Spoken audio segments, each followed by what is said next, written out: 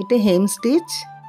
এই হেম স্টিচের নিয়ম, যে রঙের কাপড় থাকে সেই রঙেরই সুতো দিয়ে হেম করতে হয়, কিন্তু এখানে অন্য রং করা হয়েছে এই কারণে যাতে বুঝতে পারা যায় স্টিচটি, সেই কারণেই।